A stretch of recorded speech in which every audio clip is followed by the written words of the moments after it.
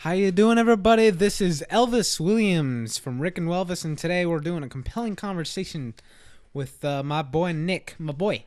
Hello, everybody. And today we're talking about kind of some weird shit, in a way, where we're talking about philosophically what people normally wouldn't talk about. Sorry for that spiked audio right there. Parenting. I don't know why we're talking about parenting. We're not parents. I've actually had Oh, 5 adopted children. Nick is a baby daddy. I did have a black son named Tongo. That one time in Zimbabwe, right? It was in Mumbai. And you showed her your Lijiang Tower? Yeah. Okay, man. But yeah, seriously, let's get serious, man. Come on. Let's get serious. I mean, serious, dude. So tell me about your experience. How was your dad? Oh, my God. Dude, please do not do that. If you spill water on this fucking 2-channel interface, you're paying me $245, boy. I'll give that to you from my welfare check. So, dude, why don't you... Can we just, like, cross-examine what's going on here with... Because what my whole deal is, you can have, like, a set of parents, right? Yeah. And they have 3 kids. One kid's a complete fuck-up. Total piece of shit. My dad. All he's ever done his entire pathetic life is fuck up left and right. That's my dad. And then the next son could be like a pretty moderately decent kid. That's my uncle. Live a pretty moderately okay life. And then you have the third kid who's a complete star child. Has been fairly successful his entire life. So where do we draw the line? Is it the parents' fault or is it completely out of their control? What's the deal there? You know, in some ways it is the parents' fault. Or that's what they did that was good. But I think it really just truly relies on the sole person. That they make their own life. You can't blame other people for your own accidents. So it's basically luck. In a way, I guess you could. So you're basically what we're coming to the conclusion right now is if you have a kid, whether they turn out to be a good person or a total piece of shit, is pretty much completely out of your control, and it's all based on luck. Well, yes and no. I mean, you could have 2 different kids living in the same neighborhood, and one would be living in the slums or something. The other one would be living in Hollywood Hills with their Lamborghini. Yeah. Well, let me ask you this, I with guess. Knowledge. Would was your dad did your parents take a different approach with him as far as the eye can see? Did they parent him differently than they did your uncle, his brother, which makes him a better person in society than your dad is today? Could you see any way that your dad being a total shitbag could have been stopped? Well, yes and no. The thing is, my dad was basically an identical twin.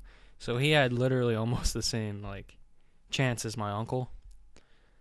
But also, he was adopted, and so was my uncle, so that my grandma could save her marriage with her husband, which it didn't turn out, obviously, like most cases. But my uncle did perfectly fine in that life that he was given, the resources around him. He did perfectly fine, where my dad is still on the streets right now, doing nothing. Yeah. But did your parents did your grandparents maybe coddle him more, or did they because is there an age gap between the two or no? No, they're identical twins. But did your dad have different friends or? No, they mostly actually just stuck around. They were best buddies for a really long time. So they literally lived pretty much the same lives? Almost, yeah, I would say exactly. They got in the same amount of trouble, which is really bad. They were real troublemakers, but one grew up, I guess, and the other one decided to be a scumlord. And that couldn't have been prevented, pretty much. I don't think so. I would not blame my grandparents for the fuck up that he is.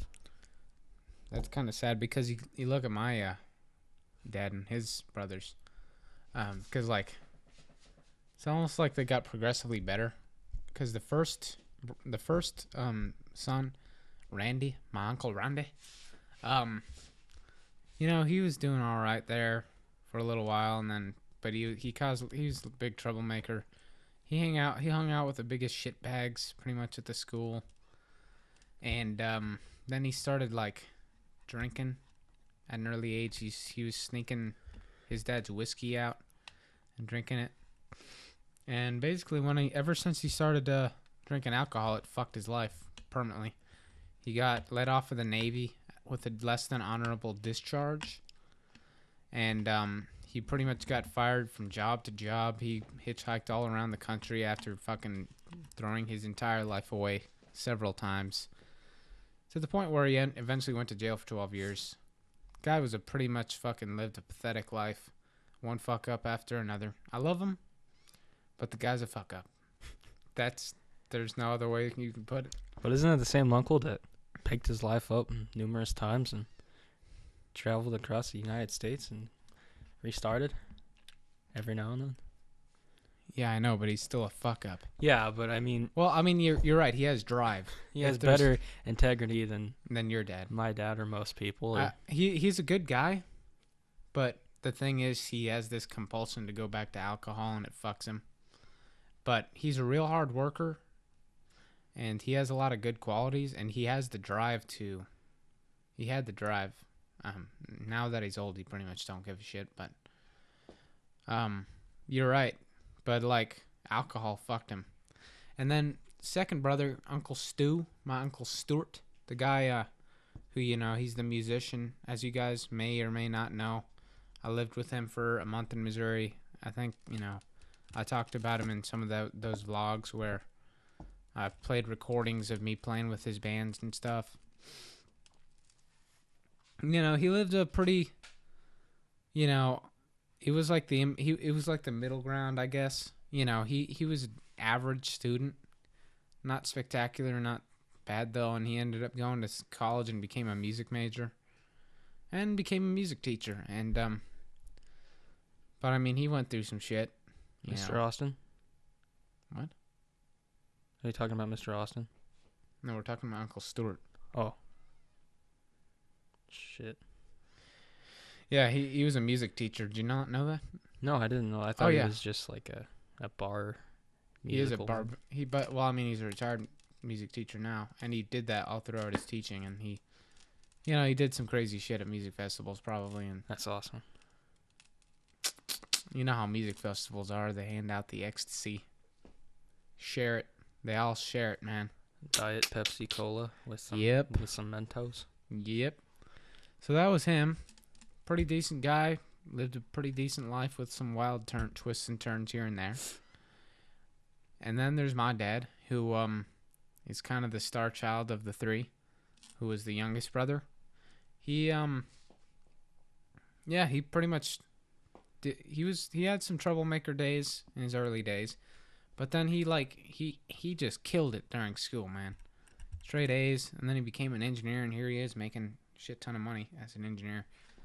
So he's pretty much like a major success story in that light.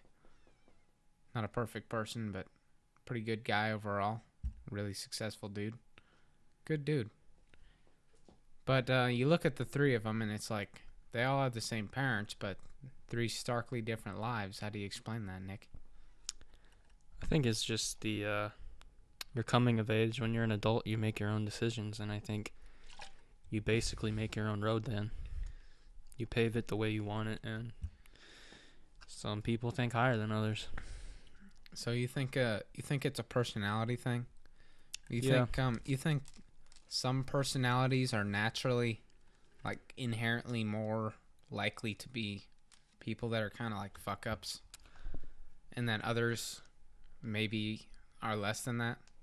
Or is that crude to say? Well, parenting does take a huge role, of course. Like, it's sort of like pushing your kids in the right direction or wrong direction or whatever. But if your kid doesn't want to be a star athlete or, whatever, they're not going to do that. Yeah. And people have their own quirks and stuff. And Yeah. it turns out the bad people have addiction quirks. And That's true. I mean, there's some personalities that are highly prone to addiction and other personalities aren't prone to addiction. And so basically when you're born with whatever personality you have, you're kind of be falling onto this whatever it may be, gift or a curse, maybe a gift and a curse, with the bad and good tweaks of that personality. But some seem to be cursed with some of the worst fucking, some, it seems like it outweighs the good, because like these people that fuck their lives up because of alcohol, because of drugs, whatever it may be, it's pretty much by no fault of their own almost, because if they had a different personality, maybe they would be more likely to say no to it. So maybe it is a little bit like luck. You're just spinning the roulette wheel and you get the bad hand or something. But isn't that almost sad to think, man? Like, yeah. Some people are born to just be some people are born to be driven, and others are born to be likely to give up. But that's That all lies on yourself, though. If you really want to help yourself, I believe that anybody can help themselves if they really want it. That's true. It's all willpower and stuff. I think a big role, though, in the matter is who you surround yourself with. If you're going to go around going to parties, like that girl I was just talking to you about, she met that dude at a fucking party, man. Look what it did. It fucked her life up. Pretty much, maybe even permanently. Well, if she would have never gone to that party, fucking life would be good right now, man. So my what I'm saying is, if I never went to St. Anne's and never met my friends who I love so dearly that have been with me through thick and thin, and I was taught values, whatever people may say about Christianity, people might say Catholics and Christians and shit, they're fucking bad and stuff. But if there's anything good about them, is that they do teach good values, man, good morals. Like, yeah, they show morals for sure. They tell you what you should and shouldn't be. If there's anything good about the Bible, which, I mean, some people may hate it, some people may love it, is that it says, the most basic fucking morals, like, treat your neighbor as yourself, love your neighbor as yourself, like. And so I was grown up in those good morals and with good friends, surrounded with good people, whereas my brother, when he went to St. Anne's, had a starkly different life. Pretty much his class was a bunch of fucking assholes, and they all outcasted him.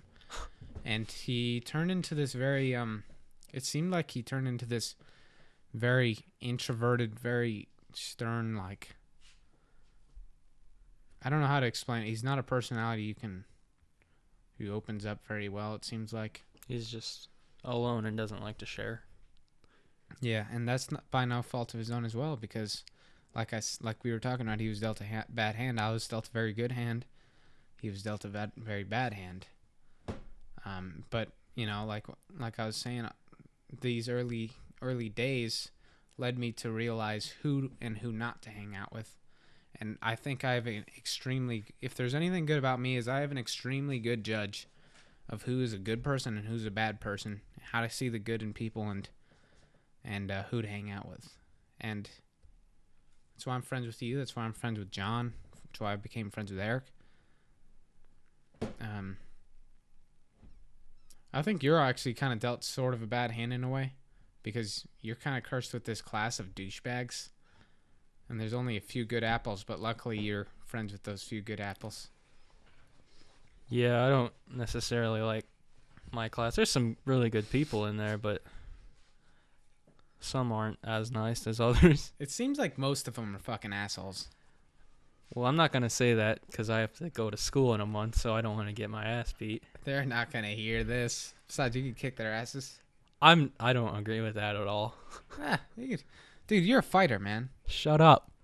Dude, Nick could kick all y'all asses. No. He hates all of you. Right. Fuck all of you. You people are stupid. Just kidding. No, I'm just kidding. A lot of people in your class are good people, and there's a lot of bad people. It just seems like... I'm going to die. I would much rather would have been in my class than your class. Fuck that shit. I would have hated myself if I lived in your class. Probably would have killed myself. Just kidding. Okay. Just kidding. No, it's not that bad, guys. I'm over-exaggerating like good hands hell. and bad hands. Good hands and bad hands. That's an interesting thing we just stumbled upon, though. Basically, this world is you can look at a person and say they're fucking shit, Yeah, that's but it's almost like not even their fault. in a way. I don't know. Again, I still think that you can change your life around no matter how drastic it gets. That is true. But is it true? I don't know if that's true.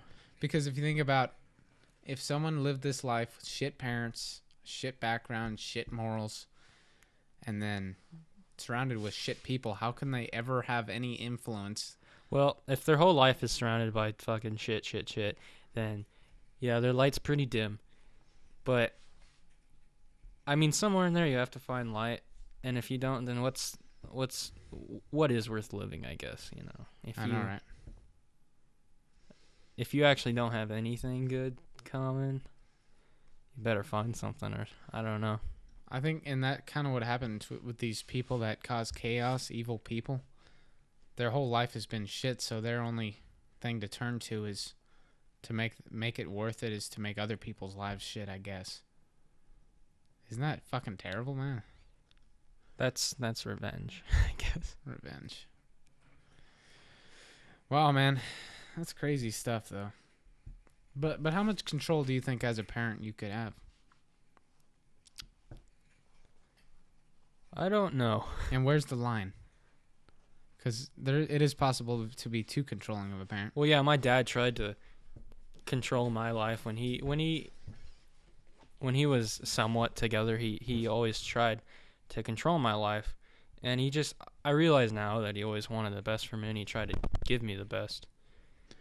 Yeah. But in doing that, he created a giant void between us. In my later years, when I grew up and started to see the world how I can see it through my own eyes, basically. Yeah. Because you judged it as hypocrisy. I guess. I mean, he literally tried to drive one of my very dear best friends now away from me in my third or second grade. He told me he was a bad kid and I should stay away from him forever. Yeah. I didn't do that, and he hasn't gotten me in any trouble whatsoever. He's been in trouble, but Yeah. that lies on you. How far do you want to go in with your friend and That's a good point. But whatever? I think that brings in an interesting concept, which is sort of a difficult thing to bargain with as a parent.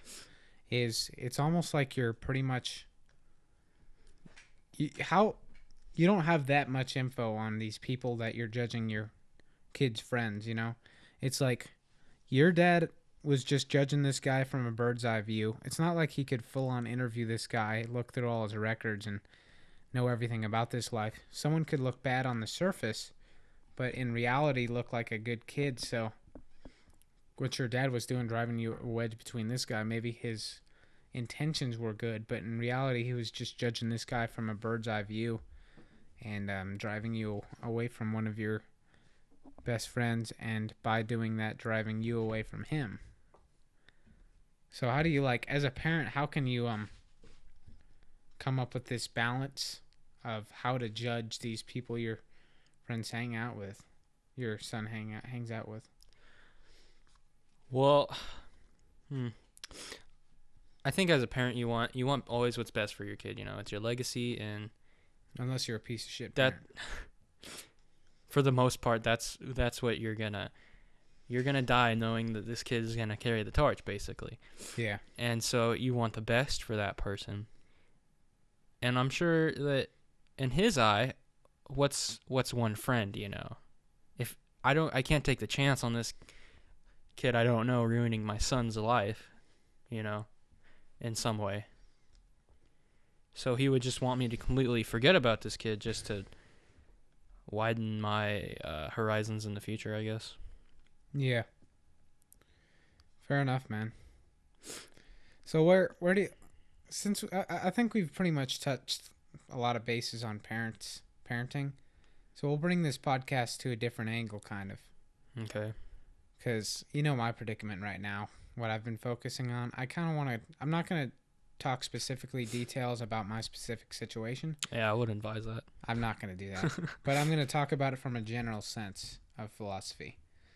When you find a person who's in need, as a friend, how far do you think is wise to involve yourself? Like, if you're like me where you're losing sleep about it, and could potentially be putting yourself in danger about it, where do you think is it worth it to draw the line?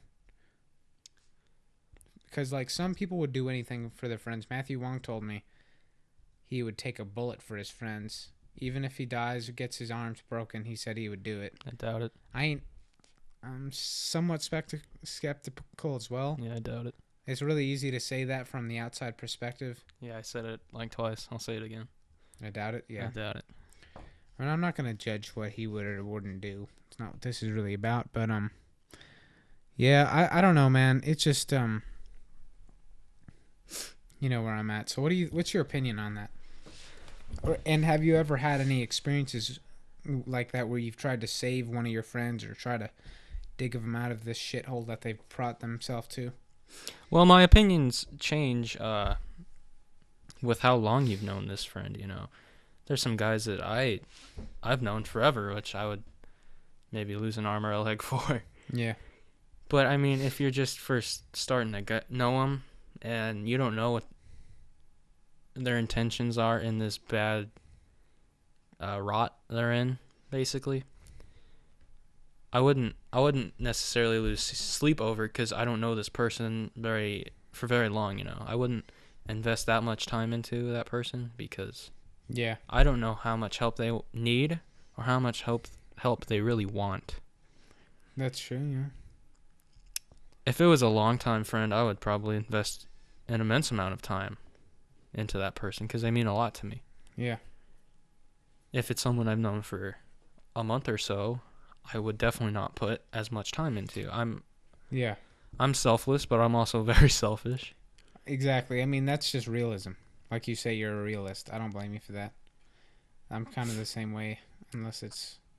This, for some reason, feels different to me. Well, I guess the thing is, since I've had such a good judge of hanging around the right people all my life, is, I've never really been in situations where I've dealt with people who are in really fucking bad situations. Yeah, you've never been in this type of situation. I've never been in something like this, so, when I meet a good person all of a sudden that is in such a shithole of a life, it's like my natural instinct to try to help them, but in reality, it's probably hopeless, which is sad to say, but it might be at this point. You know, going with your gut is always... It's like your own natural instinct, like you said. Going with your gut always feels like the right thing to do. Yeah. And I don't know. I really don't know in this situation that you're in. I've thought about it a bit now, and I just don't think you should do anything that would get you hurt. I don't think I'm going to. But I will keep trying to convince them towards doing this current path that I'm trying to get them on. Path towards freedom. Yeah, guys, things are just... I've been stressing about something lately, man. Person I met at work is in... yeah. I don't want to get into the details of it, but... yeah, man. But anyway, kind of like hypothetically thinking, if you think about like some shit person who's had a shit life, who started slipping down the slippery slope and all their friends gave up on him, all the people that could have helped them gave up on him, is it possible that if these people didn't put themselves in harm's way that this person would have never fallen down this slippery slope and then eventually started hurting other people? You know, maybe if your dad from whatever the beginning of his life started turning down the slippery slope, if he had a friend there that was willing to get involved and help him and stop him from sliding farther down the slippery slope, would he be a good father to you now? And do you want that? Would you have wanted that to happen, or is it for the best that he ended up turning into a shitbag and basically abandoning you?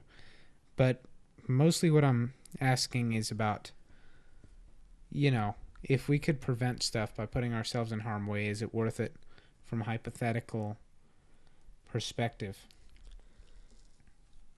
You know, I think that's just a complete moral thing. That's not there's no universal answer, really. That's true. That's the bottom line. If you think that this person deserves your physical pain or mental pain, or if you think it's all worth it, then that's on you, and congrats on that. It's really just a moral thing, and if you think that person deserves it or not, what they have or what they should have. Yeah. The thing with my dad is that I don't think he ever really had that one person that tried to get him out of harm's way besides his own, like, parents. And, kids don't listen to their parents. Yeah. He always stuck around with the bad crowd, doing bad, stupid shit. I don't know how my uncle decided to say, okay, it's time to grow up. I think it's just a little click in your head, honestly. So you don't think it could have been a thing where someone saw your uncle was in that shithole and then somehow brought him out of it, whereas no one did anything for your father? Maybe that was a thing, but I really don't believe in relying on others to bend your life or anything. That's all on you. But sometimes it is necessary. Sometimes it is. It just depends on your own mindset. Yeah, that's true. Yeah, man. I don't know. Because this whole thing has just been really... I've been stressing about it too much, like you said. Because if I'm losing sleep about it, it's not... Well, I mean, especially if I'm going to put myself in harm's way, because if something bad happens, it's selfish of me to slide myself into a bad situation to try to bring another person out of a bad situation, because if I get hurt, God forbid even killed, my mom would be devastated. All my friends who really do need me would be devastated. So there's a little bit of selflessness in being selfish in some situations. I guess, yeah, I never really thought of that, but there is definitely a thing of too much selflessness. Can be selfish. Yeah. Which is kind of, it sounds like backwards thinking, but in reality, really it's it's kind of weird to say, but that's interesting, man. It's really interesting. Too much selfless is a lot of selfish. That's crazy. Oh, dude. But I don't know, man. It's like that thing I said that I've been saying to myself in the back of my mind. Evil thrives because good men do nothing. Evil thrives because good men never try. So many people are at the point where I've got to worry about myself. I got to worry about my own survival, my own family. So I don't want to get involved. Maybe if less people were like that, where they said, I don't want to get involved, maybe there would be less evil in this world. Well, I feel like I am that type of guy where I do just primarily focus on my own problems. I am a selfish person in that aspect, but I have dealt with people that I know you wanted help or something like that. But only the people that matter. To me. People that matter to me, of course, yeah. But a lot of the time, I don't see any... incentive? Yeah, incentive, or like just... there's never an end, you can't ever really just finish the problem. Yeah. You can't really... This is the end, That's true. And you honestly, you just feel bad when you feel like you can't do anything. Feel like you failed themselves. You feel like you failed them, and you feel like you failed yourself. Yeah. And it hurts sometimes. That's true, man. Because how could I... I don't know that this person would go to the lengths that I would go for them, and maybe they would do nothing for me in my time of need. I don't want to say that. I'm pretty sure that they have the morals and shit too. And the reason I'm going through what I'm going right now is because I know this is a fucking good person with real morals, a real good person, man. Because I don't want to say that, but most of their life they've lived a normal life, a good life. And then 2 or 3 years ago, they got fucking thrown into this place that they never lived before, and thrown into a situation that never should have happened. And ever since then, they've fallen down this slippery slope. And this is a person where I think that's a tragic scenario, where they've lived a normal life and all of a sudden they're surrounded by fucking shit people that are going to slowly corrupt her more and more towards darkness. And for me, it seems like it's worth it, but at the same time, maybe it's not. But, I don't know, man. And there's nothing much really to say about that. They got at the wrong place at the wrong time. Wrong place, basically. wrong time. And Fuck. that's just life. That is life, man. And those are trials in life. You know, you're filled with trials in life, and that's only up to you if you want to fucking break that or not. Yeah. You know that I know you're not necessarily a believer in God, but let's just talk philosophically from. I'm open. I know you're not. I know you are. But let's talk philosophically of the different interpretations of what God is and His abilities. Like, okay, let me just posit to you this: throw something at me. what if there's so much evil in the world, not because God is ever powerful and He does nothing, but because the devil's really fucking good at his job. The devil is so good at his job, and people think that God is limitless, and maybe the problem is that He's actually not limitless, man. Like, this guy, God has, what if He does have limitations, and the devil is so powerful that he is a worthy combatant, you know? That's why I really like to say that I'm open, is because I'm open to any idea. You know, Yeah. you don't have, like, nothing can fail you in that aspect, I guess, is what I'm trying to say. Like, whatever happens, you don't feel upset about, like, if you were to die tomorrow and you don't see any pearly gates or something. Yeah. Rather, you get reincarnated into a fucking frog or something. Yeah. I'm just like, Whatever, man. Fair enough, dude. I But, mean, okay, so the whole, if the devil's really good at his job and it God seems like he can't is. do much, that in this day and age where there's so much corruption and death and just everything is just shit in every aspect, which is really true in economical states and just people's lives. I mean, it's always been like that, though. Yeah, it always has. That's mankind, though.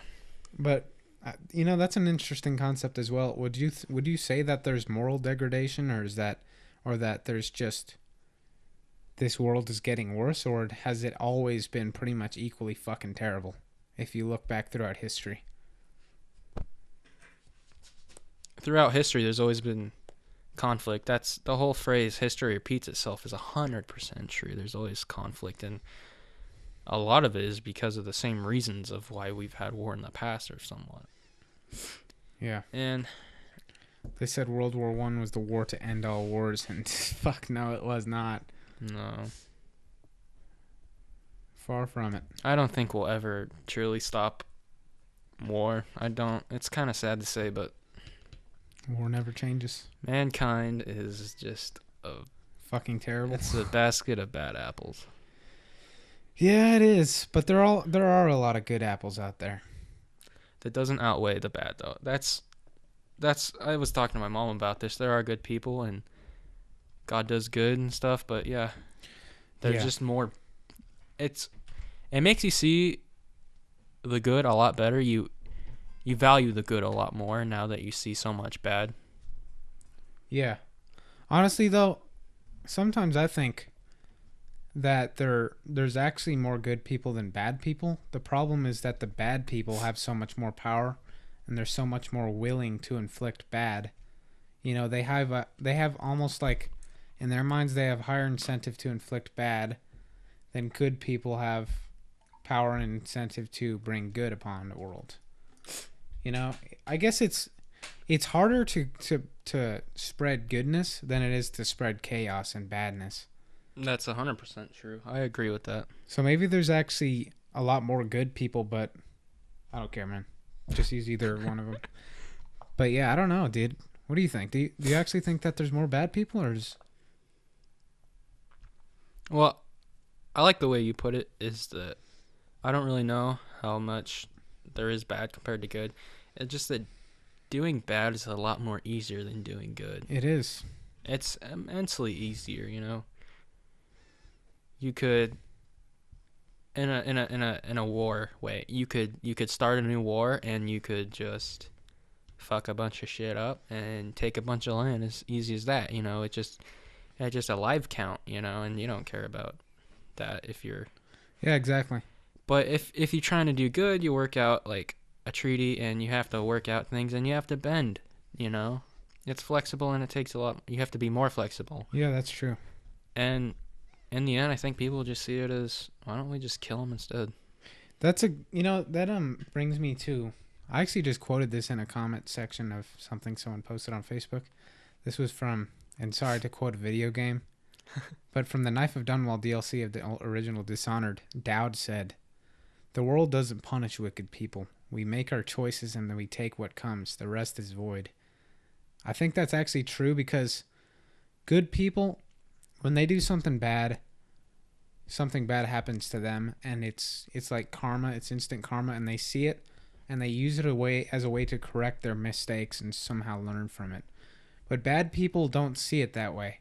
When bad shit happens to them, they're just going to continuously do bad shit, and it's an endless cycle. They feel unlucky, and how they feel like a victim almost, and they don't learn from it. So it's not like they don't see it as the world is punishing them, and most of the times the world doesn't punish them. Bad people do more and more bad, and they can just keep doing it. But whatever shit is flung at them, they just make their choices about it, you know? Mm-hmm. They take what comes. They make their choices and they take what comes. So they fucking kill a guy, and they do it willingly, knowing that some shit is bad is gonna happen to them, but they're willing to fucking fight and cause more chaos in response to what's to come. Whereas good people wouldn't do the initial killing to begin with, because they wouldn't be prepared to do more killing. Yeah, so you're saying it's almost like, it's like a snowball effect for those bad people. Yeah. Is they do something bad, and to make up for that, they do something even worse to fix the bad problem, and they do something worse, and then it just kind of snowballs into something horrible. Yeah. Man, that's crazy. Good and bad in this world. Yeah, shit, man. You know, it says in the Bible that the meek will rule the world, but what does that really mean, and will it ever happen? I don't necessarily agree with that. Everybody's entitled to their own opinion here. But it seems like the meek will never rule the world, that the meek will continue to be dominated forever and ever. They get shut down and put down. Because the meek do not fight. You know? Yeah. But then again, it also says in the Bible that you know, good people can be warriors of righteous fury, you know. It talks a lot about how if you're doing bad stuff for the better good, you know, if you're fighting, if you're killing people for something that is good, you're doing a bad action, but in the end, the overall stream of things, it's amounting to something better.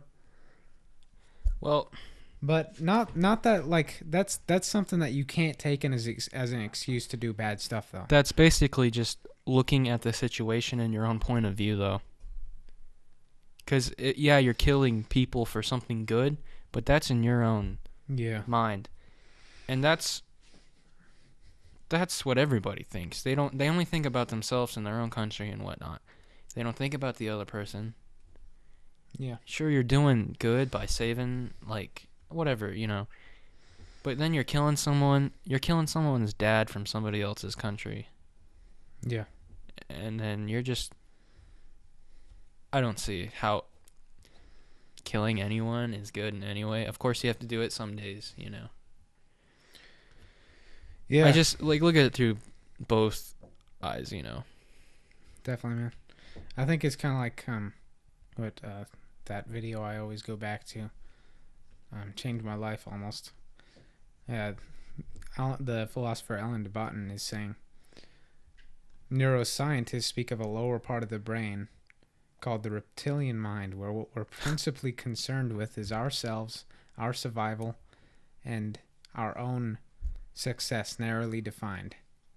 But we have on some occasions, where you're mundanely just sitting out there by yourselves looking at the sun, you have this point in time where you get a short moment to access the higher mind, the neocortex, where you see things a lot differently from a more empathetical point of view. You see the good in people and you try to analyze why they're doing bad rather than just fuck them.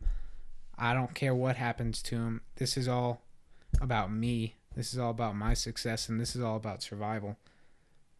It's more about why are they doing this and how can I help them and stop them from doing bad to help us both rather than just helping me. But that's unimaginably hard to achieve, that state of mind, because as humans, we're inclined inherently to only think in terms of our survival, because It's not even just as humans, it's just as animals. yeah, That's basically it. exactly. That's what forgiveness is. It's really extremely hard to forgive, but if you can bring yourself to do it, well, man. But do you have any input about any of this stuff, man? Parents and just life, like being what good and bad people. I mean, that's a really wide. That is a wide. That's the hugest. I mean, do you have any questions for me? Do you have any statements or questions that I could build off of? If you don't, that's okay. What's your favorite philosophy? My favorite philosophy? Or just pick one thing, a part of a philosophy, like a certain phrase or a moral, and share it, please. All right, this is kind of straying away from this conversation in a way, but I was thinking about this a lot lately before this whole shitstorm that I got myself into came down. But basically, I was thinking about the Buddhist monks, the great Buddhist monks that people think when they're sitting there meditating or sitting there doing cleaning and stuff, that they're thinking about spirituality and higher consciousness, that their mind is focusing on that. They're not. The thing is, a Buddhist monk, when they're sitting there meditating, the whole point of them wanting to achieve enlightenment is the exact opposite of that. They're not thinking about anything.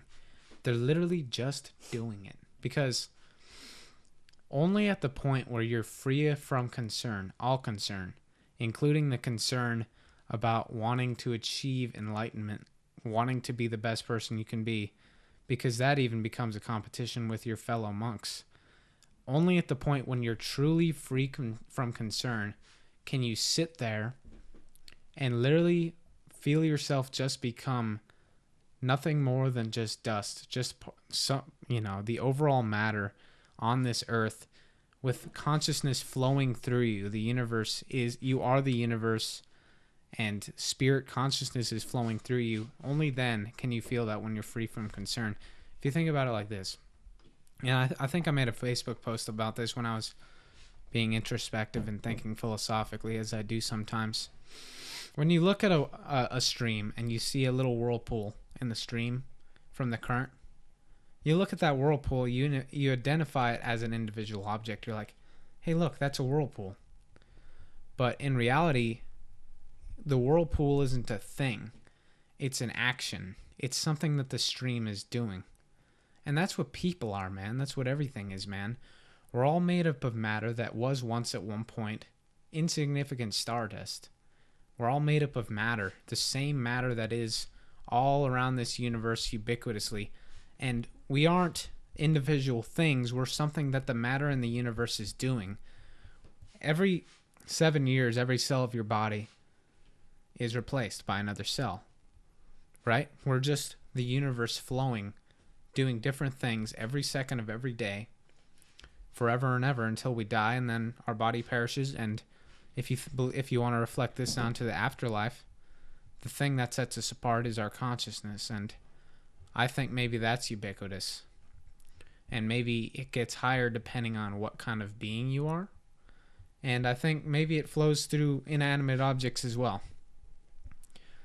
So that's kind of what I've been thinking about lately is the only way to achieve enlightenment to be free is to be free from concern, and achieving enlightenment, being present with our creator, being present with consciousness, with all spirit, a whole another dimension, is to pretty much let go of all pain, all concern, everything that is worldly, everything that is one with matter. All of a sudden, you're not present with matter. You're merely only present with spirit, but you're living inside of this conglomeration of matter that you're only part of for a brief moment in time. That's pretty deep, isn't it? Yeah, that's actually a thinker. Man, that's crazy stuff, isn't it? Yeah. That's what I've been thinking a lot about lately, man. That's something to think about, at least. Yeah. Well, that's one for the viewers. They can consider that and make their own interpretation of it, man. Did you get all that? Did you get all that, man? I don't know. Do you ever have moments though where you just kind of sit and think really deeply about what this universe is, what the purpose of life is? Yeah, I do. I really do. I like to think about what my purpose is. And then I'm like, I don't think I'll ever know until my time comes and I might meet something greater. Or I might just become one with the stars again. And I won't ever know. And then I'm like, okay, so I'll never know. So I just carry on with life. Yeah. Well, I think the whole perspective of life is just, we're all just matter. None of this fucking shit matters anyway. Basically not giving two shits is a double-edged sword. It can give you the thought of, well, nothing matters anyway, so I'm just going to live and I'm just going to move and water my plants and not really do anything. Or you can do it as, well, if we're all just matter and nothing happens anyway, we're all going to forget. We're not going to go to heaven. Nothing fucking matters. Then I'm just going to live my life causing chaos. So this whole idea of purpose, how do we wrap that into this theory? You know, like, I guess, how do we bring in morals to this? Does morals have something to do with basically if you fuck up your chance on this world, if you don't cause more light to be seeped in, then you reincarnate as a lower being, like maybe an animal or even an inanimate object? Well, while I may not agree with an actual God, you know, as the Bible says. Yeah. I do completely 100% agree with the Bible. Because whether there be a God or not, it straightens out people 100%, you know. Yeah, it does. It makes the world a better place. For the most part, there's still wars on religion, which that's the one thing where I have my thing against religion is just there's constant wars of who's right and who's wrong, and we'll never know, honestly. That is true. But the Bible does create morals, and I do respect that. But I think a lot of these wars of religion, I hate to be fucking racist, but it's more about the orthodoxes of this world, the crazy radicals of this world who are going to take this interpretation of what God is and use that as an excuse as, if you don't believe in what I believe, I'm going to kill you. But that's counterintuitive, at least to what the Bible says. Yeah. I don't know about the Quran, and I don't know about, Judaism. But if everyone interpreted the Bible as just a set of morals and something to believe in, something to strive for, being good so that you can become, part of heaven and live a paradise for all of eternity, then that should be incentive to be good. But somehow people take it as, fuck all of you, I'm just going to kill you if you don't fucking believe in what I believe in. Yeah, they warp the words, whether it's on purpose or not. Yeah. And sometimes people just warp the words for personal gain. Yeah.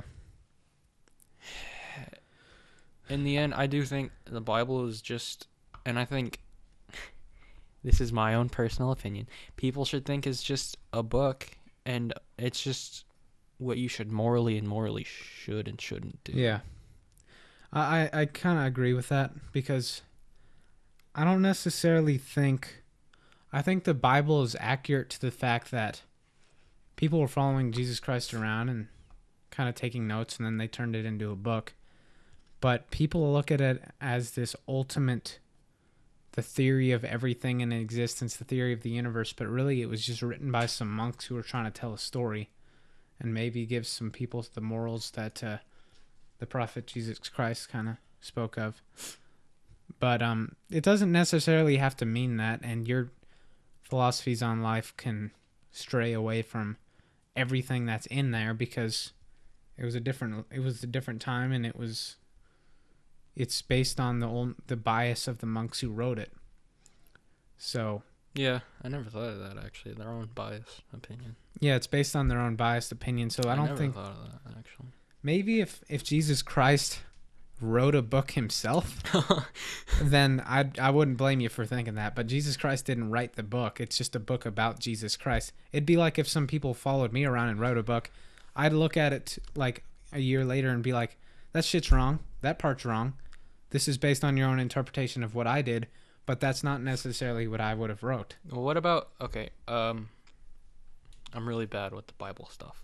I don't know too much about it either. But isn't there like the 10 Commandments, right? Yeah. And those were actually delivered from God himself. Yeah. So those are, in a way, like his own. Yeah, the 10 Commandments are the legit. The rules of the road. And they're just morals, man. All are they that just is morals? I don't know any of them, honestly. It's like, do not covet your neighbor's wife. Yeah. Basically, don't fucking, if your bro's got a wife, don't fuck her. Don't fuck her, man. That's literally, it's the most basic shit about being a good, decent human being. And those 10 Commandments are the only thing that I'd really, like...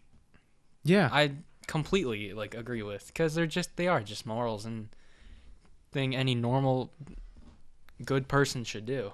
And it's the most purest thing from the Word of God that there is, really, because that's the only thing we can promise was his word.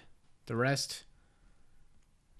maybe it was, maybe it wasn't. Maybe it's somewhat wrong. Maybe, I could be way wrong on some of this shit. I'm not some historian on the Bible, but as far as I can see, it's written by people, and people can get stuff wrong. And we're all just people. Exactly.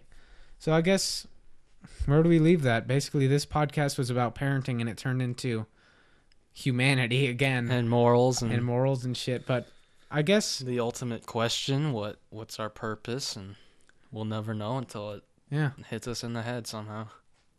It's like we live this world, and every experience we ever live, all our memories kind of become we become that. We are the embodiment of that. So it's all about influence from the perspective of a parent. It's trying to influence them well, because if you're going to allow them to be surrounded by the bad crowd, if you're going to show them horrible things, then they're going to become those pieces of influence, Yeah. Yeah. I mean, even people that become atheists after believing in God, parts of that lifestyle from their old times of being religious, stay with them, Yeah, that's a lot like me. Yeah. My dad used to take me to church a lot, and when he was like sane, basically it was just when he was sane, he used to take me a lot. I went to Vacation Bible School like twice, I think. Yeah. And like, those morals did stick with me, I'd like to think. As much as I don't remember them, I think my body and my brain remembers what I should and shouldn't do, if that makes sense. It did, yeah. I think it played a role in your just natural gut instinct of what is right and what is wrong. Whether people want to acknowledge it or not, they're like, oh, fuck that shit. That has nothing to do with me. That ain't nothing to do with me, man. No. It's like, no, dude, everything that happened to you has to do with what you are. Yeah. Anyway, guys, that was a pretty good podcast. I hope you guys enjoyed Nick's voice. Thank you. He's a good guy. So until next time, make sure to share this podcast on the interpersonal level. Don't just share it to Facebook, but tell your friends about it. Rick and Welvis for life. Yeah, Rick and Welvis. Check out the Rick and Welvis channel. Seriously, if you want to see the vlogs and just me acting like a normal Joe jackass who's not thinking deeply and philosophically, then you can check that out. But this is for the deep philosophical side. Can we of have a myself. podcast where it's not? Yeah, just a fuck around podcast. Yeah, totally. That'd be awesome. Okay, yeah, we can do that. Well, anyway, guys, seriously, show this to your friends. If you're having a deep conversation with your friends that coincides with one of these topics, then that would be the time to bring it up. If you're just gonna even share anyone with troubles right now, anybody who's struggling mentally, show this to your parents. I think maybe they'd be interested in it. Yeah, maybe they'll say we're full of shit. Maybe they will. Maybe they'll be like, these kids are completely wrong. They know nothing about anything. And you get to read in that Bible now. Yep. So yeah, guys, I hope you enjoyed. Thank you so much for listening. I really appreciate you. And until next time, tell us what you think in the comments. I hate how they nerfed Roadhog. Yep. I'll see ya.